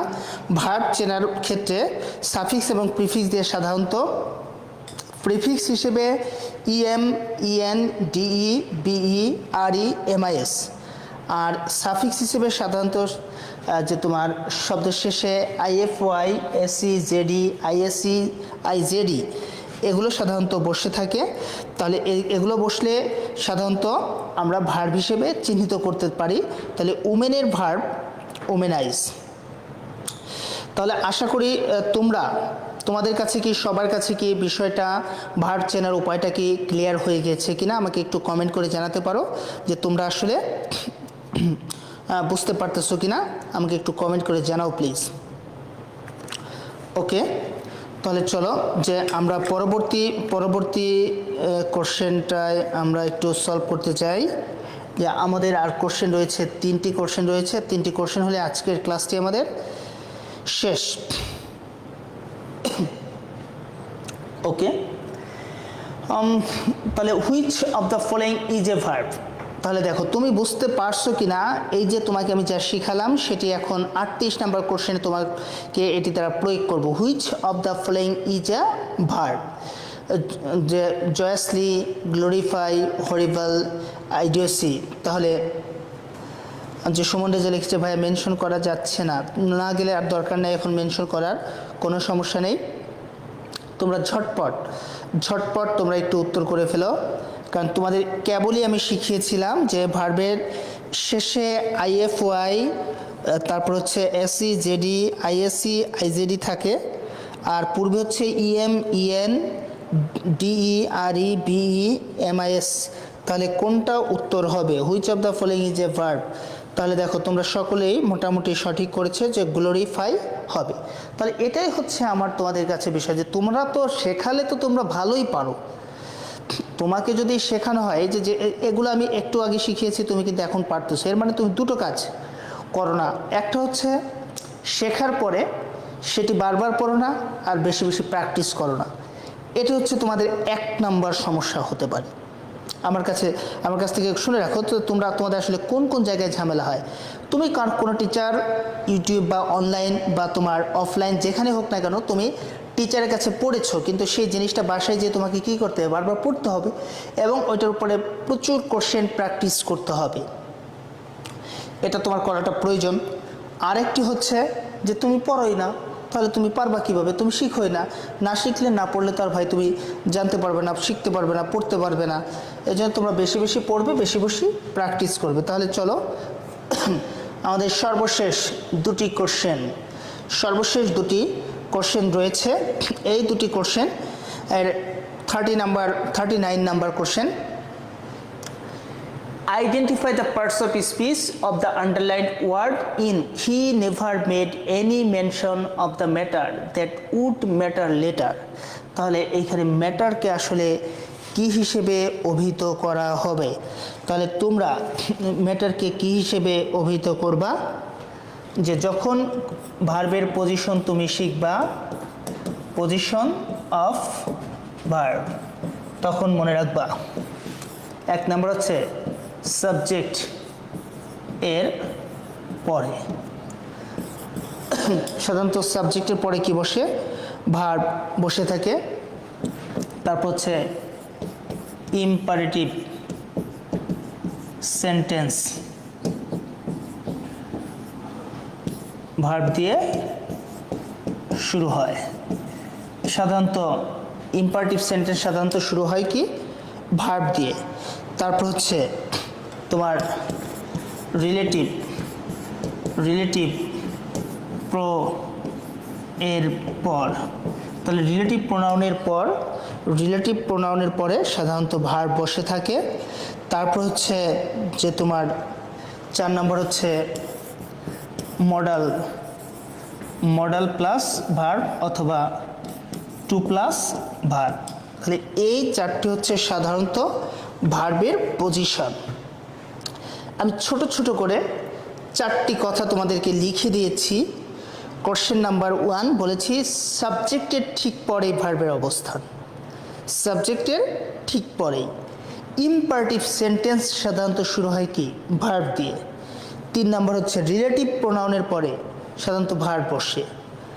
যেমন দেখো all that glitters is not gold, তাহলে দ্যাট হচ্ছে রিলেটিভ প্রোনাউন, তাহলে গ্লিটার্স হচ্ছে কি? এখানে ভার্ব। তারপরে সর্বশেষ বলেছি মডাল ভার্বের পরে সাধারণত মেইন ভার্ব বসে, আর ইনফিনিটিভ টু এর পরে সাধারণত ভার্ব বসে থাকে। তাহলে এই যদি হয় অবস্থা, তাহলে আমার 39 number question he never made any mention of the matter that would matter letter. তাহলে দেখো উড হচ্ছে কি? মডাল ভার্ব, আর মডেল ভার্বের পরে সবসময় কি বসবে? মেইন ভার্ব বসবে। ইনশাল্লাহ তোমরা সকলেই অনেকেই উত্তর করেছো, অসংখ্য ধন্যবাদ। কারণ আমি প্রত্যেকের নাম বলে এখন সময় ওয়েস্ট করতে চাচ্ছি না। তাহলে আমাদের সর্বশেষ আজকের 40 নম্বর কোশ্চেন, এই কোশ্চেনটির মাধ্যমে আমরা আজকের ক্লাসটি শেষ করব। তাহলে তোমরা যারা যা মেনশন করার, যা শেয়ার করার আজকের মতো এখনকার মতো করে রাখো, তারপর তোমাদের সুবিধা মতো ইচ্ছা মতো করো। 40 নম্বর কোশ্চেন বলা হয়েছে আই উইল বা ফার্স্ট ক্লাসের গ্রুপে নোট শেয়ারের জন্য কি কোনো পুরস্কার দেওয়া হচ্ছে না? যে আমি আসলে এই বিষয়টা সম্পর্কে আমি আসলে কর্তৃপক্ষের সাথে অবগত নয়। আমি ক্লাস শেষ করে কর্তৃপক্ষের সাথে কথা বলে আমি জানবো এবং তারা তাদের সেই ব্যবস্থাটি নেবে। আশা করি যে কেউই কোনো কিছু থেকে বঞ্চিত হবে না। যেটা বলা হয়েছে, কর্তৃপক্ষ যেটা বলেছে সেটি হবে। কথার উনিশ হওয়ার এখানে কোনো সুযোগ নেই। তাহলে চলো 40 নাম্বার, যে I will water the plants tomorrow. দেখো, ওয়াটার নিজেই আনকাউন্টেবল নাউন, আবার এটি ভার্ব হিসেবেও বসতে পারে। ওয়াটার মানে পানি, আর যখন এটি নাউন, আর যখন ওয়াটার ভার্ব হবে তখন পানি দেওয়া বা পানি ঢালা। আবার ওয়াটারের সাথে যখন এস যোগ করব, ওয়াটার্স, তখন এটি প্লুরাল কাউন্টেবল নাউন হয়ে যাবে এবং তখন এটি পানি অর্থ দিবে না, পুকুর বা ঝর্ণা এমন টাইপের অর্থ দিবে। তাহলে আমরা এখানে শিখলাম ওয়াটার, এটা হচ্ছে আনকাউন্টেবল নাউন। ওয়াটার এটি হচ্ছে ভার্ব মানে পানি দেওয়া।